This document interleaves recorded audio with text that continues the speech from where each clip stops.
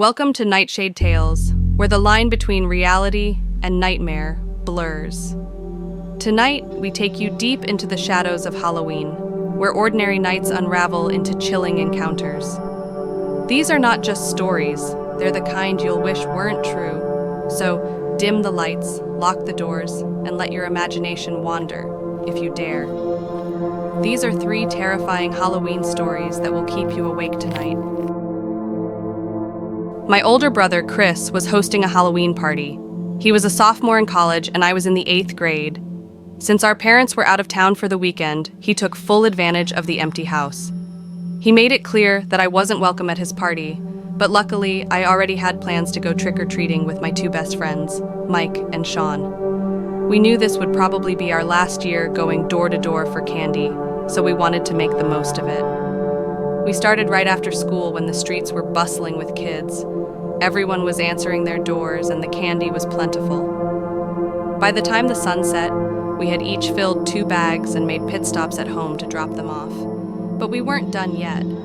After eating dinner and resting at Sean's house for a bit, we headed back out with empty bags.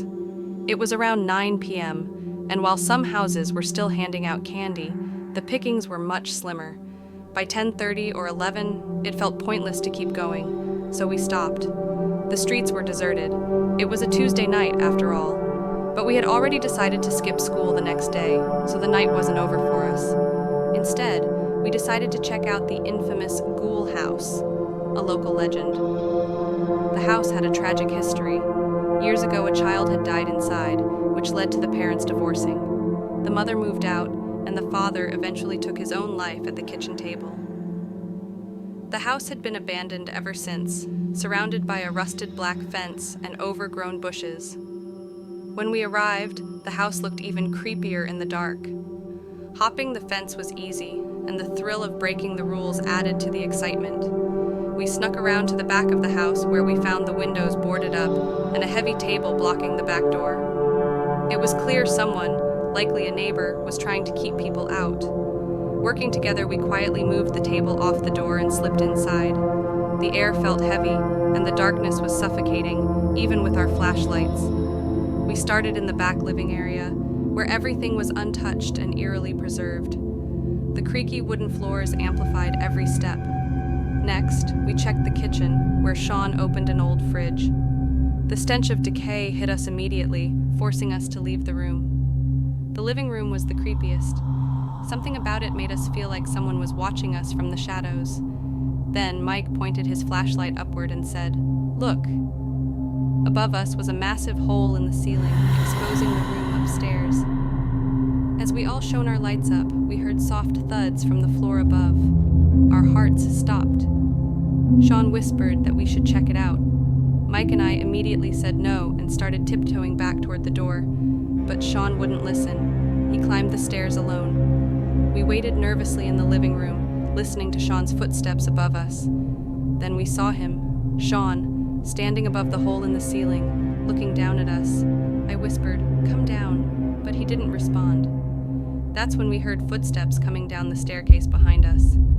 We turned our flashlights toward the stairs and saw Sean walking toward us. It hit us instantly.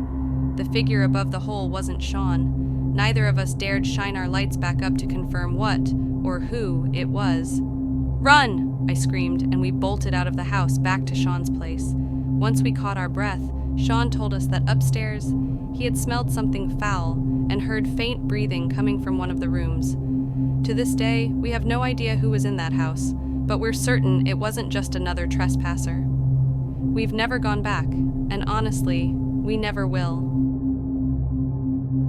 It was Halloween night, and since it was a school night, I didn't have any big plans. My mom and dad took my younger twin brothers, Ethan and Ryan, out trick-or-treating. Meanwhile, I was stuck at home because my parents volunteered me to hand out candy while they were gone. Our house is on a cul-de-sac at the end of a dead-end street, so we don't get many trick-or-treaters. Every time the doorbell rang, it startled me since I wasn't expecting anyone. I was sitting in the living room watching TV with the bucket of candy next to me on the coffee table. Butterfingers, my mom's go-to Halloween candy, filled the bucket, as usual. The doorbell rang again, so I grabbed the orange bucket and went to answer.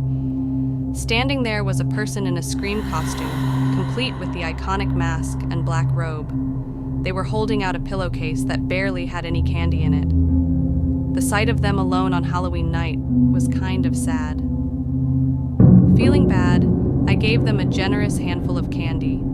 They walked away without saying thank you, which annoyed me, but I didn't dwell on it. I went back to the couch, and as soon as I sat down, the movie I was watching ended. I started flipping through channels. During the brief moments of silence between channel changes, I heard a soft thud, followed by a bump near the back door. I muted the TV and crept toward the stairway to listen. That's when I noticed the back door was wide open. My heart started racing as I realized I had forgotten to lock it earlier. The sound I heard, was it the door opening, or had someone already entered the house? I called out, "Mom? Dad?" Followed by my brother's names, but the silence from the dark den downstairs sent chills down my spine. There's no door separating the living room from the stairway leading to the den, which suddenly made the living room feel incredibly unsafe.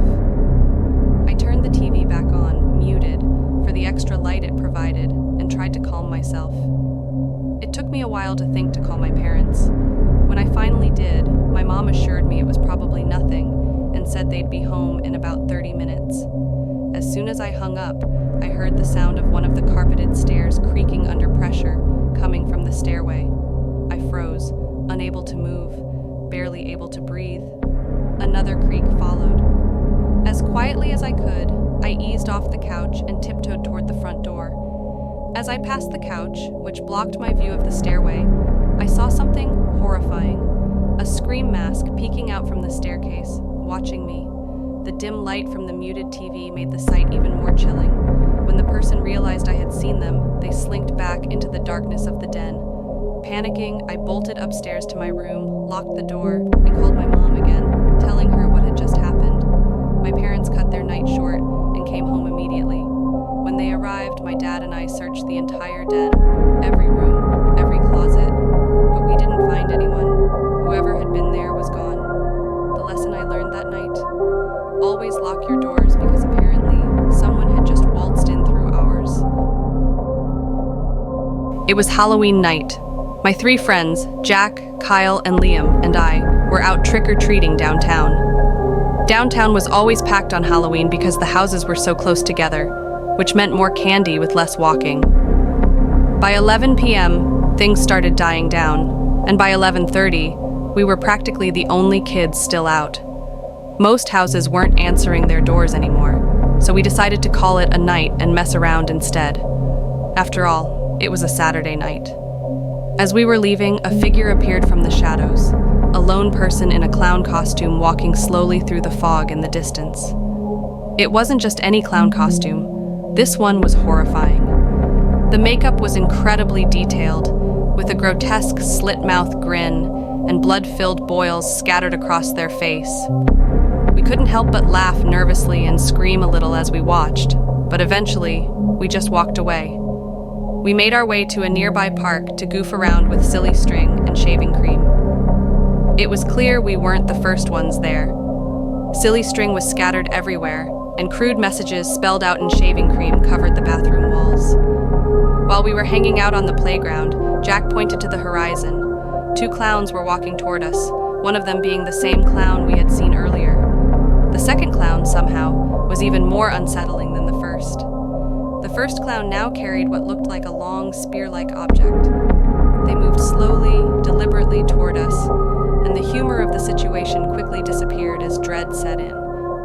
Then, without warning, they started running. We all bolted in different directions. One clown chased me as I sprinted out of the park and down the street. I didn't know the area too well, but I managed to find my way toward Liam's house. About halfway there, I realized I had lost the clown. When I finally made it to Liam's backyard, I called him. He picked up, panting, and told me he had just managed to lose the other clown and was heading home. I told him to hurry. I then called Jack, who picked up right away. He wasn't being chased, so he sounded calm and agreed to meet us at Liam's house. Eventually, we all made it to Liam's backyard, relieved to be together and safe. sat there, recounting the chaos and laughing about it now that it was over, eating the leftover candy from earlier.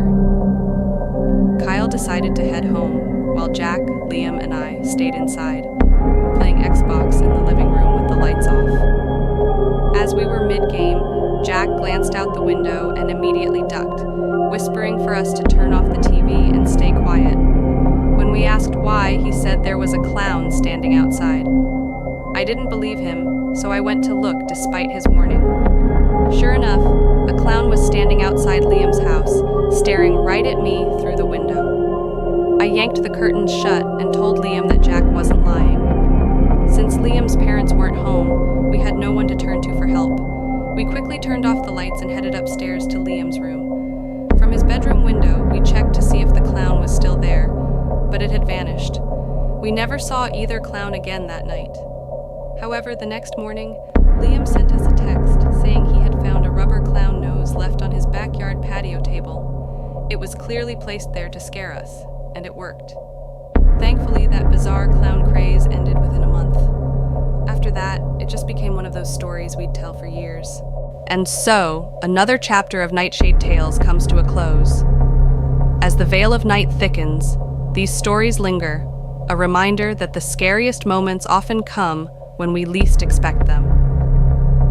Until next time, stay safe, stay curious, and keep your lights on.